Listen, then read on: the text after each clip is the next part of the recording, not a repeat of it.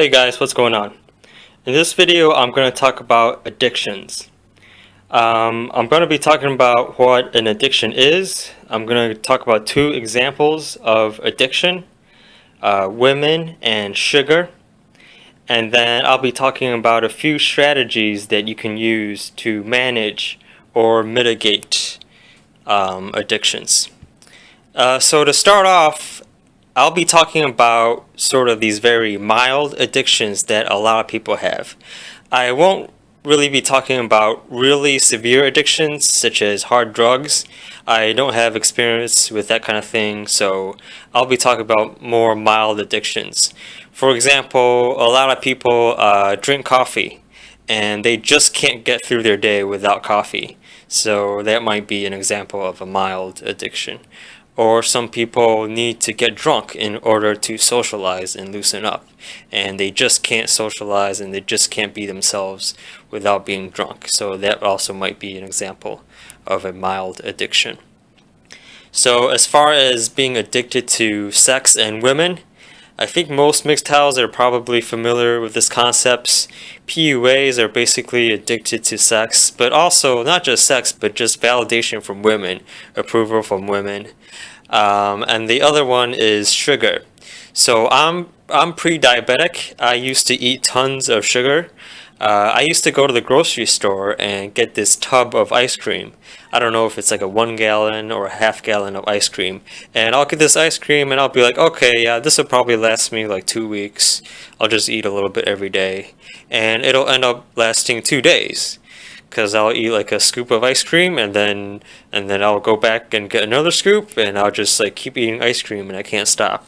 So and sugar has a lot of negative effects for me. So I get a sugar high. It feels great when I eat sugar, and then I get a sugar crash where I just feel awful.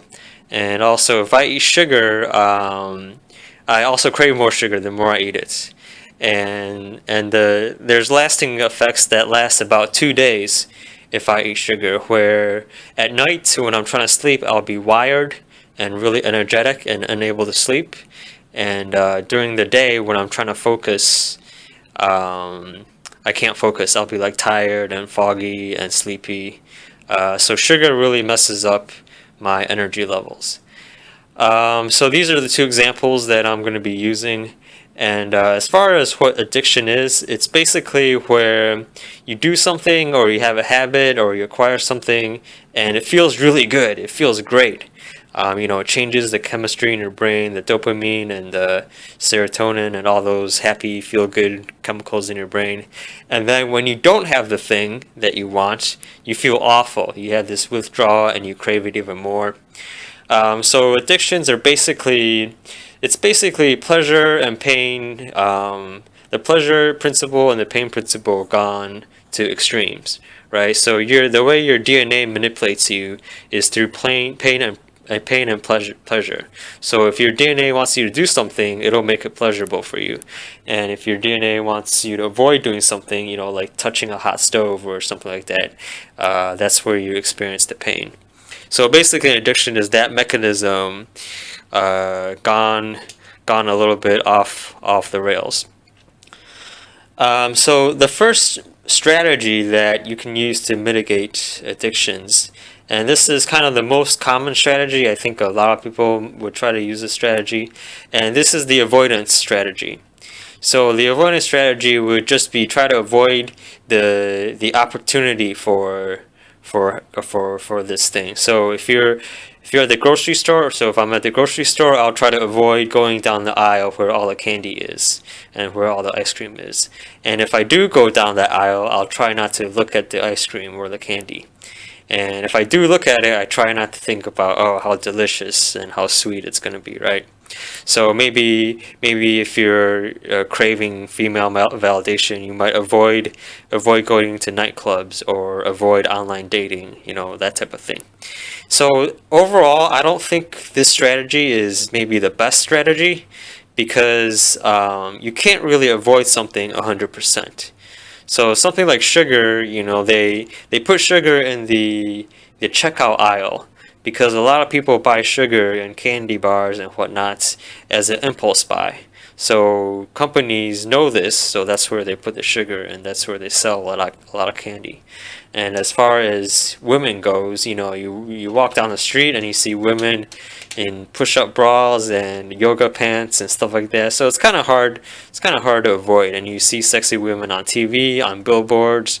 It's just like it's a very powerful marketing tool, and people use it to basically keep men in a state of horniness and basically stupidity, and men do stupid things when they're around beautiful women, and men take unnecessary risk and so on and so forth.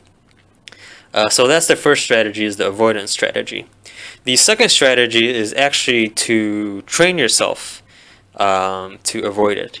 And what you do is, every time you're exposed to the stimulus or the opportunity, you just remind yourself of the bad effects that it can have. So if I see a candy bar, I'll just like mentally look at that candy bar. I'll mentally like point at it, or you can physically point at it, I guess, and you can say diabetes, or if you look at ice cream, you can say, oh, sugar crash, right? So if you look at if you see a blonde woman, you can say to yourself STDs, or if you see a hot brunette, you can say to yourself, child support, right? And so by doing this, you're reminding yourself of why you're trying to avoid the addiction in the first place, and you're basically training yourself, right? So the pleasure is training yourself to pursue it, but you can mitigate or manage that by training yourself, by reminding yourself the negative effects if you go down that route. So that's the second strategy, is the retraining yourself. And there's a stronger version of this, is where you actually intentionally expose yourself to it. So actually right now in my kitchen, I have a pack of very, very delicious, there's chocolate coated espresso beans. So very high in sugar, very high in caffeine. And I haven't eaten any in something like 3 or 4 days. And before that, I didn't eat any from it for like 2 weeks. And so basically, I'm training myself that every time I go in the kitchen, it's right there. But I've built up a habit of not paying any attention to it, of resisting the urge to eat it. And so over time, I'm basically desensitizing myself and getting used to it being there, and also developing the habit of rejecting it and just ignoring it. So this way, when I do see a candy bar, when I do see ice cream or a hot girl or whatever, it's easier to avoid it, because that's the new habit you're developing. You're developing a new habit to replace your old habit. So that's the second strategy, the retraining yourself. And there's actually a third strategy that I kind of discovered, and these are just strategies that I came up on my own. I have no idea if psychology experts condone these strategies or whatever. I really have no idea. But this third strategy I kind of came up with is the procrastination strategy, and that's where you basically just, whenever you get the craving for something, just tell yourself, oh, I'll do it tomorrow, I'll do it next week, right? A lot of us are good at procrastinating, so why not channel that procrastination into something we don't want, right? And I actually did this when I first became a MGTOW monk. It was very difficult because I was just a PUA before that, and I was really in the habit of flirting with women and trying to have sex with them, and that whole cycle, right? And so what I did actually was, I just told myself that, I'll take a trip to Germany, the prostitution capital of Europe, and I can just get myself a bunch of escorts.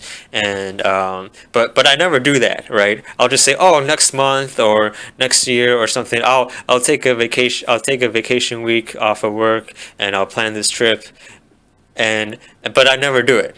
So by telling myself I'll do it, I'm basically tricking myself or satiating that part of my brain that really wants it, and that part of my brain gets satisfied and says, okay, I'll delay it. I won't do it now. I'll do it in the future. But then, like, as time passes, I forget about the urge, right? Because the urge comes and goes. So when you have the urge, you just say, "Oh, I'll do it tomorrow," or "I'll eat that candy bar tomorrow," or something like that. But then, as time passes, that urge subsides, and then you're okay. And then if the urge comes again, you can just procrastinate again. So that's the third strategy. So just to recap, first strategy is to avoid the opportunity in the first place. Second strategy is to just retrain yourself.